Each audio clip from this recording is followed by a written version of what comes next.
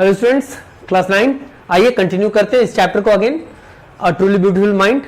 If you remember, मैंने जिस जगह पे कहानी को छोड़ा था दैट वाज कि कैसे आपकी मतलब कहानी का जो दूसरा कैरेक्टर जिसका नाम क्या था, Mileva, right, and the full name was Mileva Maric. किस तरह से ये एक सर्बियन गर्ल थी और सर्बिया में, यूरोपियन कंट्रीज में सभी यूनिवर्सिटी ऐसे नहीं थे जो फीमेल स्टूडेंट्स को डिग्रीज दिया करते थे, इसलिए ये शिफ्ट कर गई थी स्विट्जरलैंड, जहां पे यूनिवर्सिटी ज्यूरिख में इसने एडमिशन लिया और वहां अपनी स्टडीज को जारी रखे और यहीं पर आइंस्टाइन की मुलाकात मिलेवा मैरिक से हुई। आगे बढ़ाते हैं कहानी को।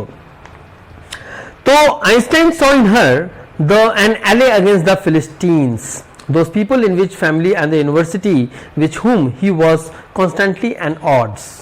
जरा समझिएगा इस चीज को। आइंस्टाइन को महसूस हुआ कि Mileva was a friend to him. क्यों? बिकॉज इसको भी आर्ट पसंद थी और लिटरेचर के साथ साथ म्यूजिक भी। दोनों के दोनों का कॉमन इंटरेस्ट था, आर्ट, म्यूजिक एंड लिटरेचर। दोनों शेयर करते थे एक दूसरे से इंटरेस्ट, इसलिए फ्रेंडली हो गए थे।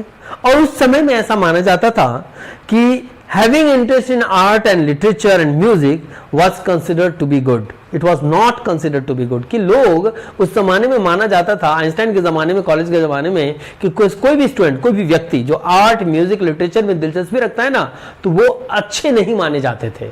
आर्ट, म्यूजिक, लिटरेचर वाले लोगों का प्रति लोगों का समर्थन नहीं होता था। They wasn't thought to be a good students या good people। Okay, so those people who were interested in art, literature or music used to call their opponents Philistines। और जो आर्ट, म्यूजिक, लिटरेचर में दिलचस्पी रखने वाले छात्र हुआ करते थे या लोग हुआ करते थे, उनको लोग फिलिस्तीन मानते थे, फिलिस्तीन मूल के लोग माना जाते थे। यानी कि अगर साइंस है तो ठीक है, आप बहुत अच्छे हो और जर्मन हो, और नहीं है तो आप फिलिस्तीन हो।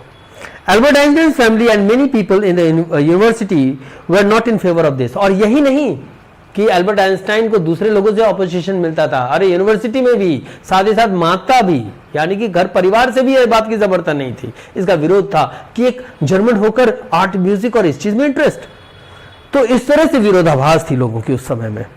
So against such people Albert Einstein, Mileva Merrick's unity help them face the situation. लेकिन चूंकि एकमात्र एल्बर्ट आइंस्टाइन अकेले पड़ जाते थे और यहां से उसको एक पार्टनर मिल गई थी मिलेवा मैरिक, तो दोनों का लगभग एक ही इंटरेस्ट था। तो कहते हैं ना, एक से भले दो शक्ति, तो यहां डबल लोग होकर ऐसे लोगों की थॉट को ये फाइट करते थे, उनके अगेंस्ट हो जाते थे ये।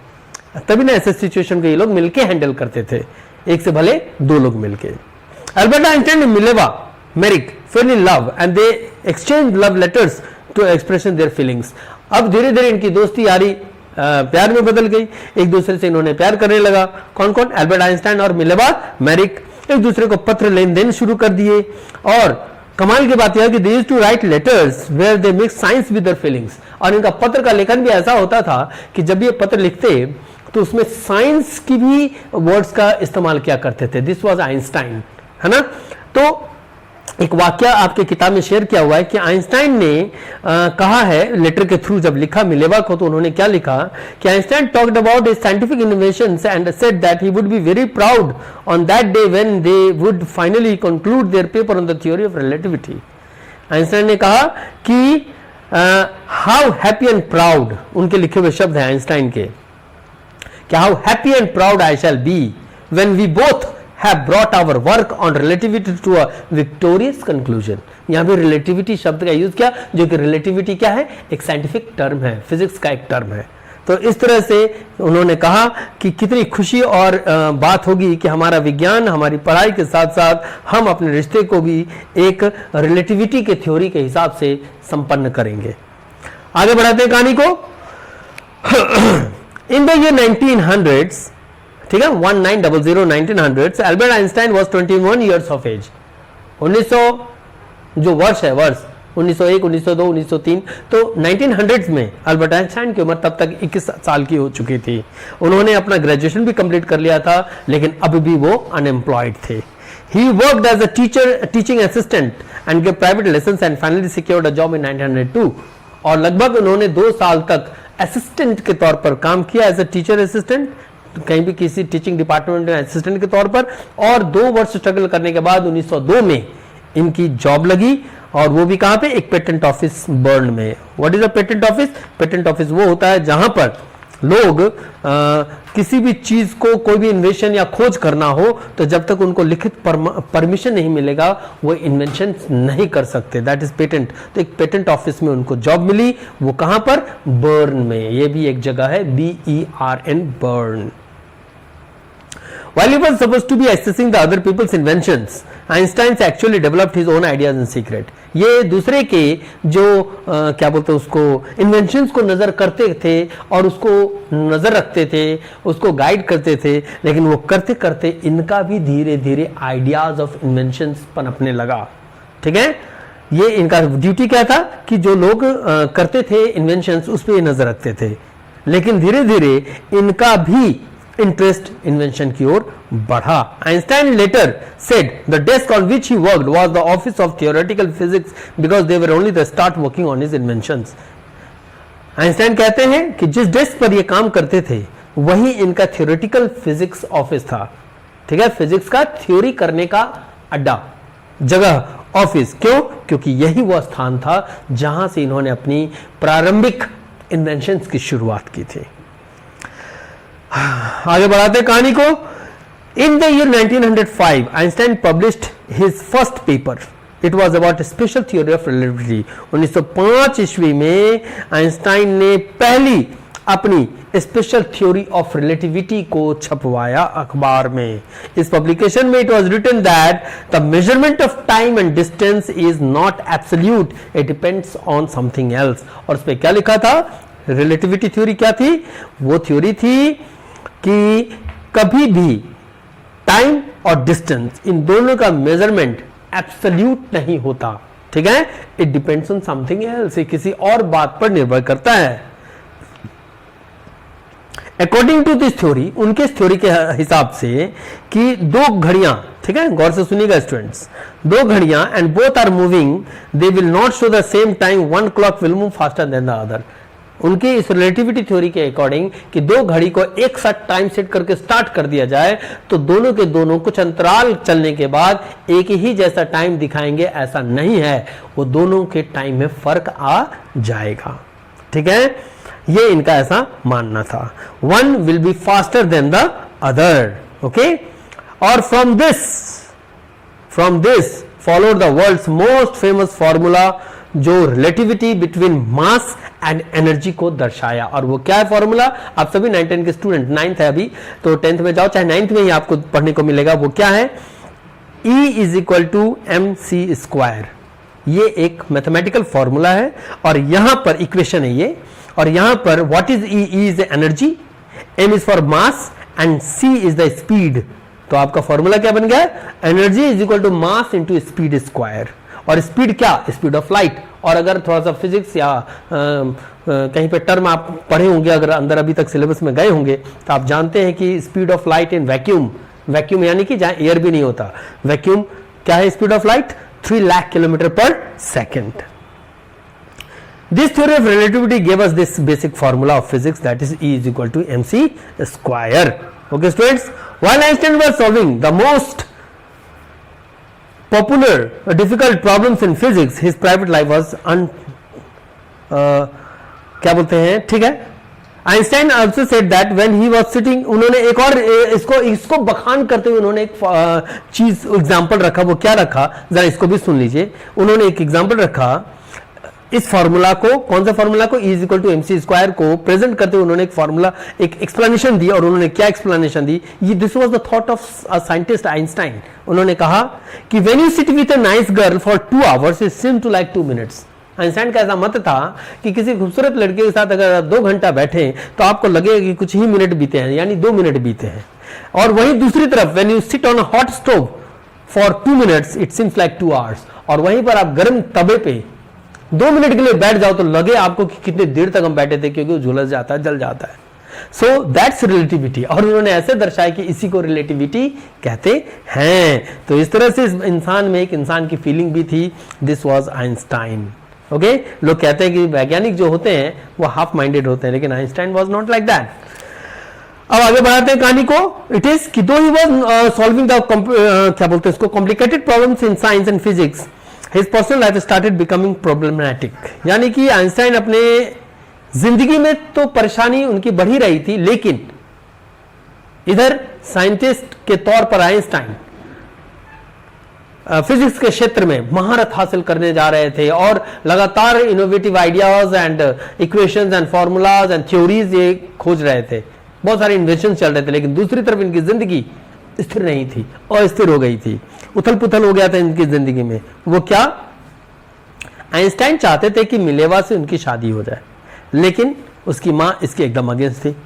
आइंस्टाइन की मां मिलेवा की क्यों अगेंस्ट थी, उसका कारण, Albert Einstein wanted to marry Mileva, लेकिन mother was totally against her. और मदर ऑफ आइंस्टाइन वाज कौन, Pauline Einstein, PAULINE, Pauline Einstein, and she was totally against.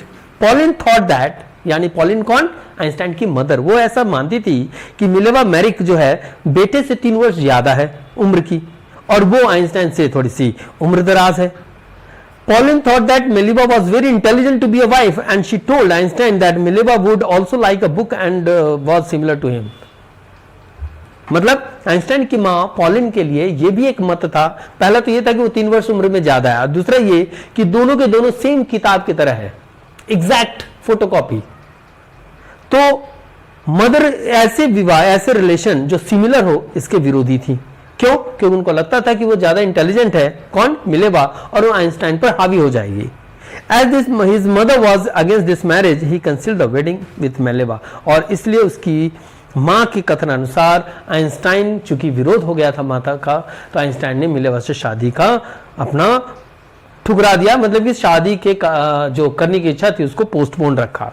लेकिन 1903 में, ठीक है, आइंस्टाइन ने फाइनली मिलेवा से शादी की, मिलेवा मैरिक से उनकी विवाह हुआ, दैट वाज 1903, और इनके 2 पुत्र भी हुए। लेकिन ये भी विवाह रिलेशन बहुत लंबा चला नहीं, मैरिज टूट गया, इनका विवाह टूट गया, ठीक है।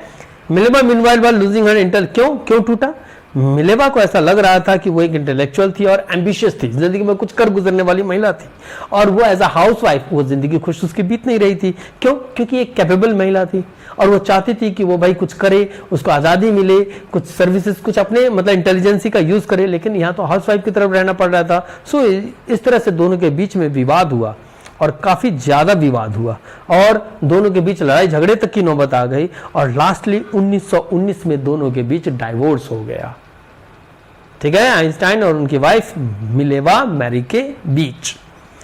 मिलेवा वाज अनहैप्पी, अपनी विवाह के बंधन से वो खुश नहीं थी, एंड वो अपने ड्रीम्स को, करियर्स को फुलफिल नहीं कर पा रही थी, और इस कारण से इनकी विवाह का रिश्ता 1919 में टूट गया।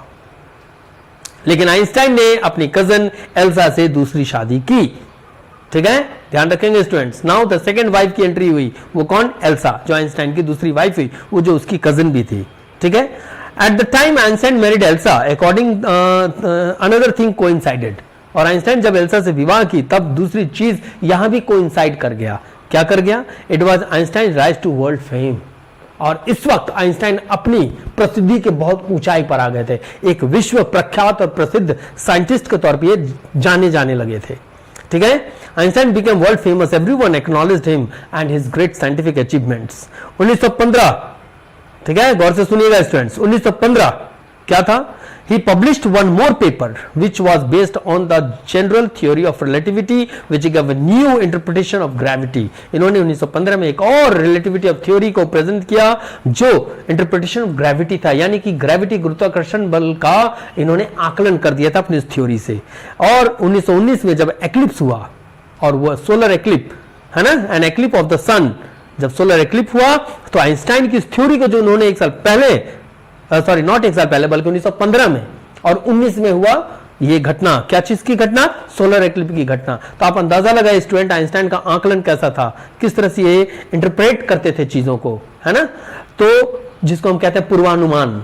तो 1915 में इन्होंने एक ग्रेविटी को लेकर इंटरप्रेट करके एक थ्योरी बनाई, relativity of general theory of relativity, और इसको सिद्ध हो गया कब, जब 1919 में एक सोलर एक्लिप आया तो इनकी यह रिलेटिविटी करेक्ट प्रूफ हुई। Einstein had correctly calculated in advance the extent to which the light from fixed stars would be deflected through the sun's gravitational field. और उन्होंने अपने रिलेटिविटी के माध्यम से ये प्रूफ कर दिया था कि जब सूर्य किरणें जब प्रवेश करती है मतलब निकलती है लाइट फ्रॉम फिक्स्ड स्टार्स, एक होता है मूविंग स्टार्स, एक होता है फिक्स्ड स्टार्स, तो फिक्स्ड स्टार से जब लाइट निकलती है it would be deflected through the sun's gravitational field, तो वो हमेशा सूर्य की जो ग्रेविटेशनल फील्ड है वो उससे डिफ्लेक्ट हो जाती है, यानी वो सीधी नहीं आती, टकराकर दूसरी तरफ दूसरी दिशा में परिवर्तित हो जाती है. This the newspaper proclaimed his work as a scientific revolution, और उस अखबार में यह छापा गया कि यह खोज एक साइंटिफिक रेवोल्यूशन था, यानी बदलाव in the field of science. Okay children, आगे बढ़ाते हैं कहानी को, लेकिन उससे पहले एक छोटा सा break. We will moving with the third video very soon. Thank you children.